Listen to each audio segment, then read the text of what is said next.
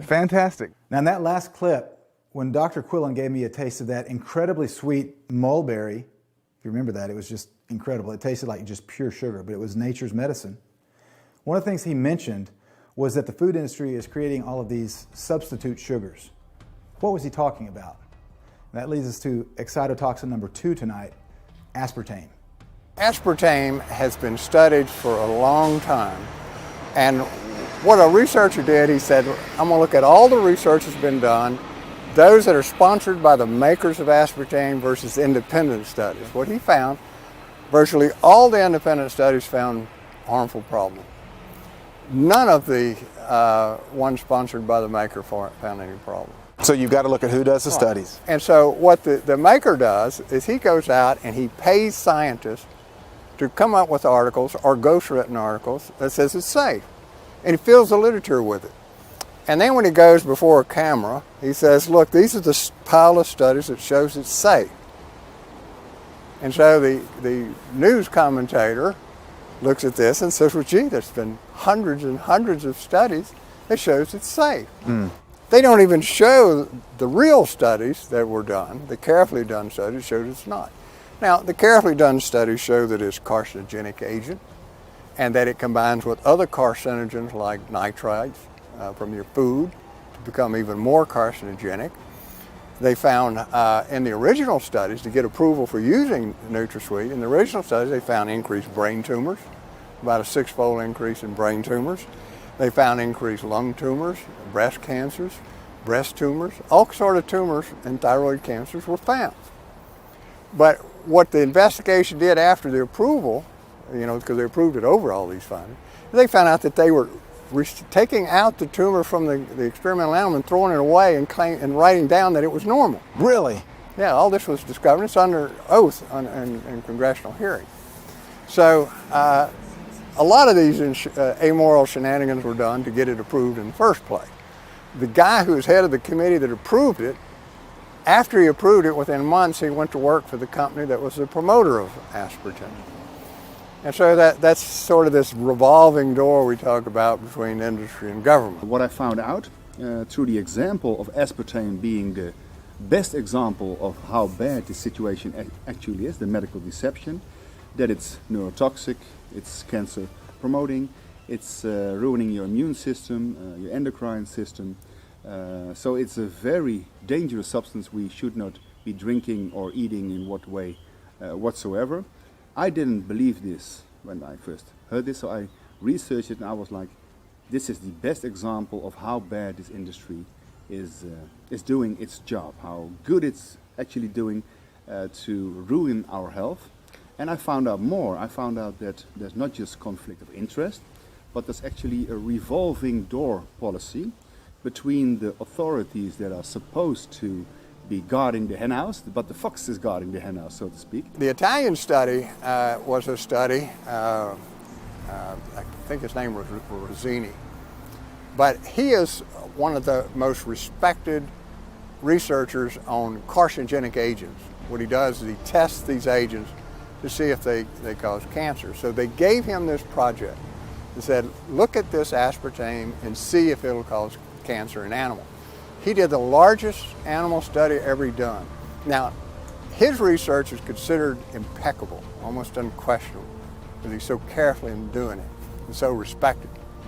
He did it and he found, well, there seemed to be an increase in lymphoma and leukemia and probably breast cancer and maybe brain tumor. And so they wouldn't accept it. So he redid it with a lifetime study of the animal, as you would in humans, because the human's going to keep drinking this stuff for a lifetime. And he found it's definitely an increase in leukemia and lymphoma, most likely increase in breast cancer and brain tumor. So then it went to the United States. The CDC said, well, we'll look at his study and give a final determination for the American audience. And everybody knew how it was going to turn out, and it's exactly what they said. Well, we've had some criticisms of how this study was done. You know what the criticism was? Well, you did a lifetime study. We cut it off at 2 years, and he said, of course you do. That's when the tumors start appearing. So they You cut studied off it the too study long. before the tumor started showing up. It's the same thing that Monsanto did with the GMO studies. Yeah, yeah, oh, exactly. Wow. Exactly. They knew at which point you were going to see the problems with GMO, so they cut the study off before that appeared. And then they said, we didn't find anything. And they did the same thing with the aspartame. Yeah, I mean, it's prestidigitation. It's a magic act. But what about weight gain? Do you or do you know someone that drinks diet soda because they think it'll help them to lose weight? Now, this is an area that we've all been lied to, in addition to the other areas that we've been lied to that we're learning about in this series. Let's listen to Dr. Blaylock describe the effect of aspartame on leptin and the way that affects obesity.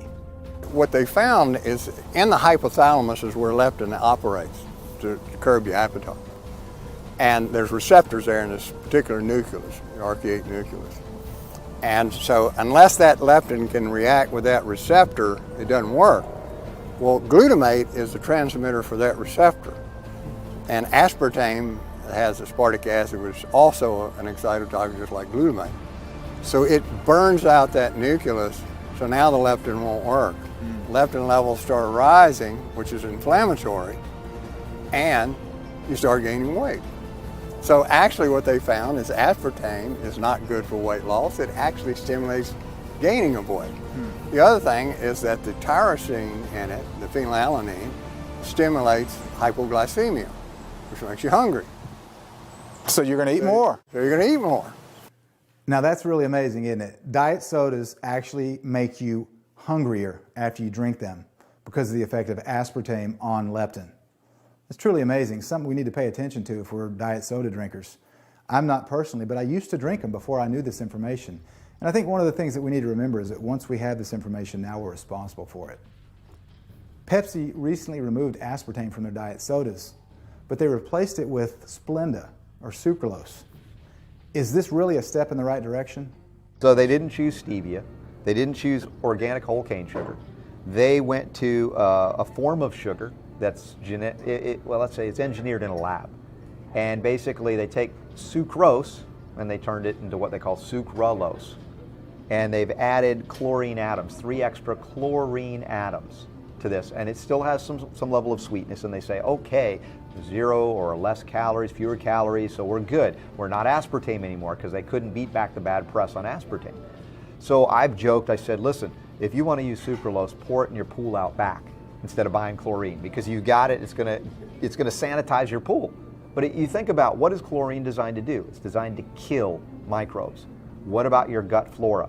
You put this stuff in your gut flora, you're going to wipe it out. It elevates the pH of your colon, which also causes all kinds of aberrant issues. Headaches have been commonly linked to this, sometimes seizure disorders, damage to DNA. Mouse studies are showing damage to DNA from sucralose.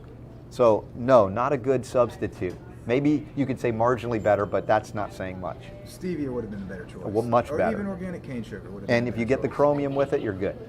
So, as we just learned from Robert Scott Bellamy, one of the main reasons to avoid sucralose or Splenda is because of the fact that it devastates the gut.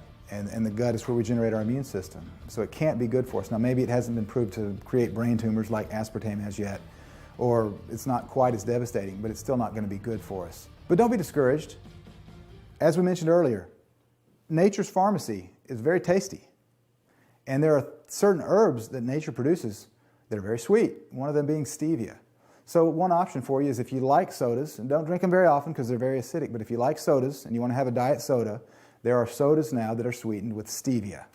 So you don't have any of these toxic additives like aspartame or Splenda being added to the drink. It's a good option. From a nutrient perspective, the 3 basics that are so simple, and selenium is number 1 on the list, because there's nothing as far as one humble trace mineral that has been identified as the most powerful preventive mineral in terms of preventing cancer, but remediating it, and talk about reversing cancer as well. And this is where our good friend Jonathan Emord has sued the FDA and won, 7 or 8 times now, on the issue of actually being able to label as a preventive, much less a reversal for cancer. The science is so, the journals are replete with selenium preventing cancer, selenium reversing cancer. So I argue that we must do a food form, not a synthetic isolate, because in food it comes in many forms in combination with all the cofactors. And I utilize 200 micrograms a day as a preventive. But when I talk to someone with breast cancer or otherwise, I'm saying going up to 1,000 micrograms and sometimes 1,200 micrograms. But I bet you'll hear people object and say that's dangerous, that's toxic, selenium will kill you. No. Not if it's food form. Not if it's food form. And the studies that the FDA used to say selenium was dangerous was based on synthetic isolates, wrong form, that could bioaccumulate. And then, of course, the toxicity associated with too much selenium is brittle nails, skin issues, hair falling out. And if you stop the selenium intake within a few days to a couple of weeks, that's reversed. So you're not going to die of it. But the whole food form is not going to cause you that. Then, the chromium. This is interesting because the GTF chromium is something that's been robbed from the soils. It's been robbed from the foods that contain it, like whole grains, even the sugar cane that has the highest content of chromium. And this chromium is critical because it robs the cancer cells of their ability to grab the sugar. So if you eat anything with sugar, anything with sugar, and you don't have adequate chromium stores, you can't lock it away before the cancer cells get it. So if you took 100 micrograms 3 times a day of a GTF, a glucose tolerance factor form of a whole food chromium, you have a transformation ability to starve the cancer cells, even if you get a little bit. I'm not arguing that we should eat refined carbs, that's not the point, but there's always going to be some level of carbohydrate. And you have to be able to bind it with minerals. That chromium is like the dock worker that helps to offload the sugars into the cells and also relinquish from the cells that have it, that it's stored as fat or some other form, to bring it back out for your healthy cells to utilize as energy. Wow, that's a huge... Keeping it away from the cancer cells. Chromium then. And then so what's the third? The third is preventing metastasis. How do we do that? Strength and integrity of connective tissue. Chromium, we've talked about selenium. Silicon or silica is another mineral that has been so robbed from the soils and so ripped from the food because it's all processed. And without silica, we don't have integrity of our structure, our very connective tissue, and that's everything, skin, hair, nails. A lot of people know the entire matrix, the cellular matrix that holds us together, the skeletal system, the visceral system, the nervous system. You name the system, and it's dependent upon silica for integrity of connective tissue. So if you don't have adequate silicon in the system, the metastasis, the chewing through, the enzyme breakdown of these cancer cells, chewing through and spreading, metastasizing. Yeah, and that's what kills people. Right, and so we can prevent that by ramping up silicon intake. And of course you can take the horsetail extract, you can drink some of the tea, but you can't get enough. So we concentrate that tea into a food form that you can take in a tablet form, and you've got it. That's awesome. Those 3 information. basics, man. Great, Awesome. 3 great supplements to prevent cancer.